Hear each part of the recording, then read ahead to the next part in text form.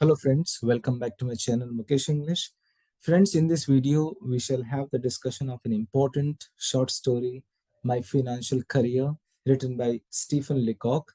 This story is in the syllabus of first semester BCom English under Bangalore University in the new syllabus, as per the new syllabus 2024 SEP syllabus.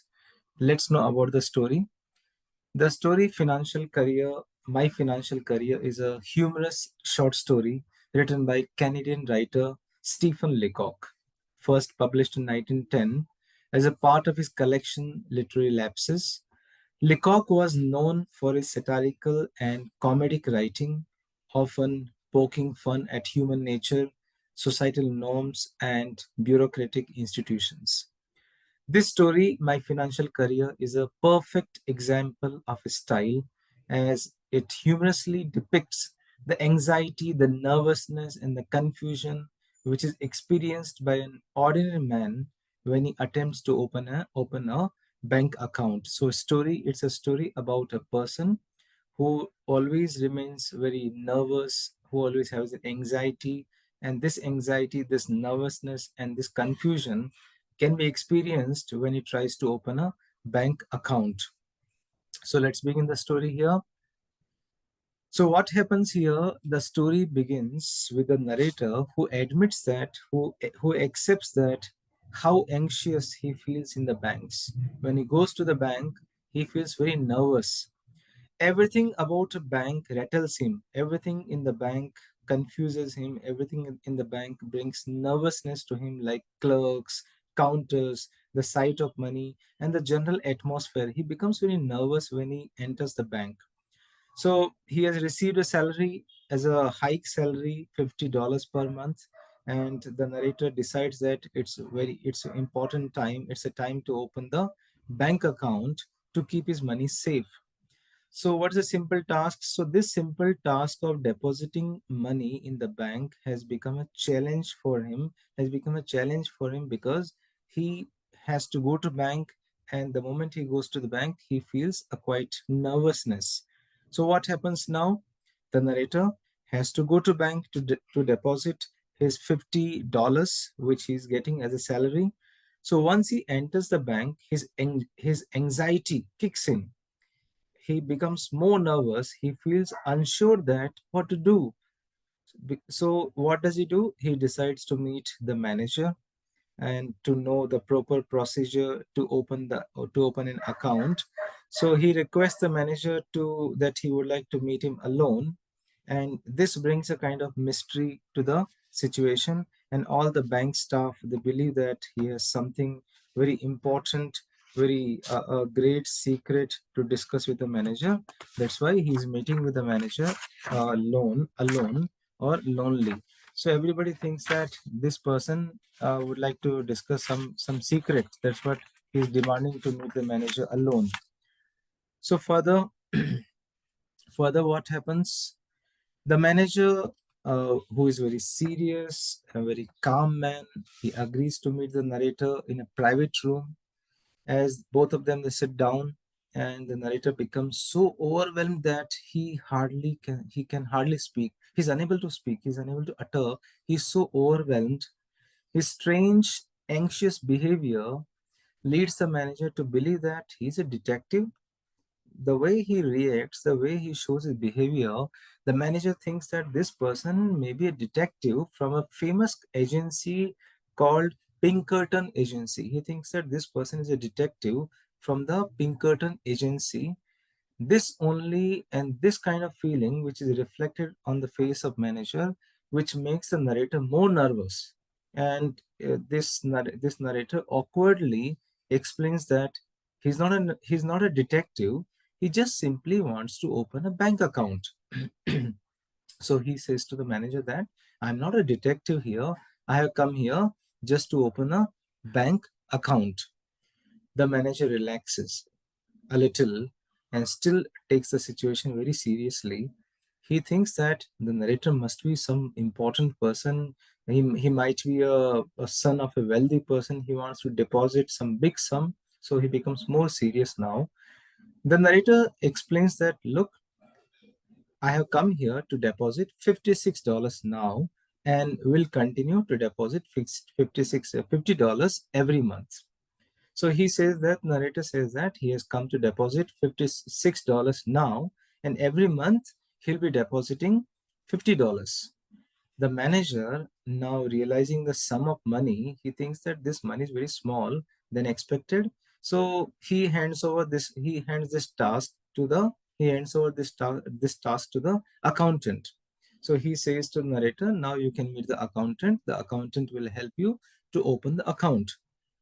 Now, the narrator becomes more anxious, and he becomes more nervous when he approaches the accountant's window to complete the deposit.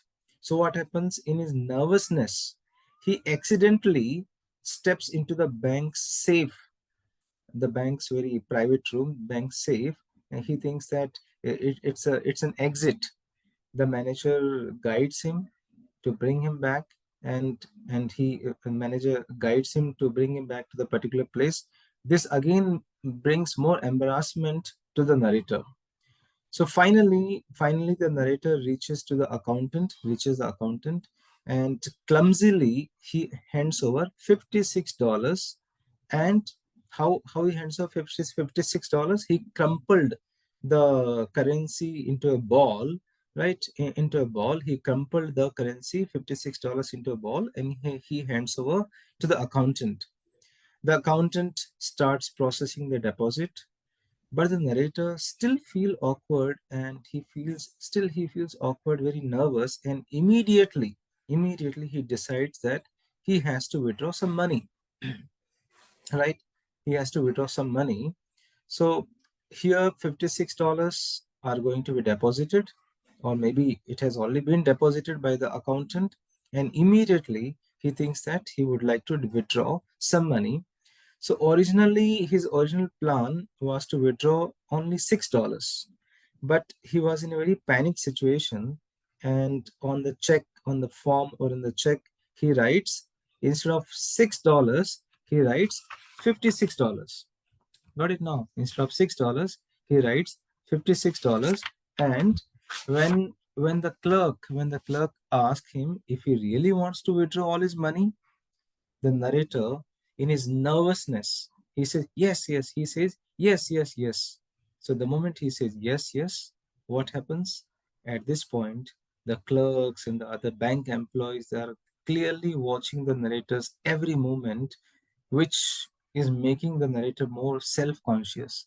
The bank staff assumes that he's some sort of millionaire because of the way he's acting, and the narrator is feeling humiliated beyond any reason, and he decides to withdraw all his money, and he leave the bank for good. Got it now? So instead of, he would like to withdraw $6, but what happens? What happens? He writes a check for the entire $56 in his nervousness. The clerks, they were surprised by his actions, and they asked, really he would like to withdraw the money? Confused narrator asked for the $50 in a large bill, and the remaining $6 in the sixes, in the six multiples, showing how disoriented he is. That shows he is very disoriented. So after receiving his money, his $56, he rushes out of the bank, and what does he hear?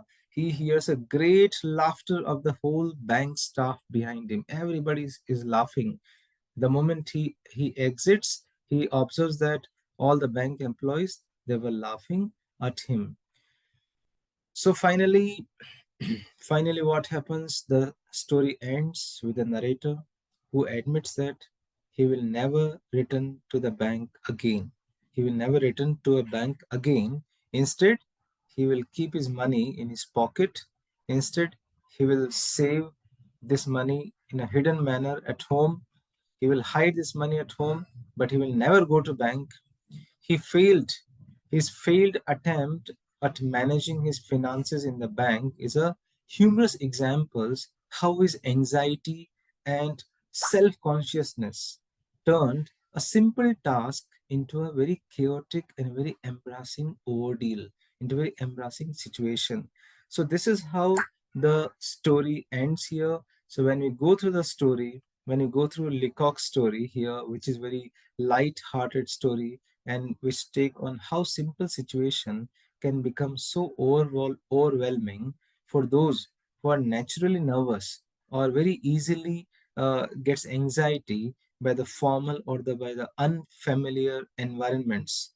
The humor comes from the narrator's exaggerated reactions, misinterpretations, and inability to recover from his mistakes.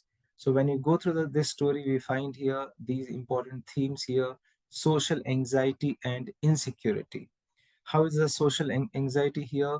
This narrator's nervousness reflects a common fear of making mistake in a very unfamiliar situations. In a very unfamiliar situations. Second, here we also find out that we find out here the narrator's uncomfortable situation in the bank, which shows how bureaucracy can alienate individuals, making simple task very difficult task. The simple task becomes very difficult for some people who are really nervous. Second is here human folly. Human folly means the story touches on the theme of human folly because the narrator's actions are driven more by his irrational fears than by the logic. His behavior in the bank is a series of comedic misunderstandings and overreactions, which are amusing to the reader but deeply getting embarrassment to the narrator. Last thing we find here, irony. The story is very rich in irony, particularly in the contrast between the narrator's perception of the situation and the reality. He believes that the bank staff are scrutinizing him and the manager sees him as a person of importance, but in fact, they are simply puzzled by his very odd behavior. So the irony of the situation also brings a humor to the story. So these are the important themes of the story, My Financial Career. So friends, this is how I have tried to simplify the story My Financial Career by Stephen Leacock. So hope you like this video. And if you like this video, click on the like button. Click on the like button, write in the comment box, share this video to your friends, to your classmates, and also don't forget to subscribe the channel. There are a lot of videos are about to appear. You can watch the playlist. In the future you will get the videos and the question answers, summaries of the other lessons also. If you have any questions, any queries, you can mail me at mukeshenglish@gmail.com. Thank you so much. Stay connected with Mukesh English.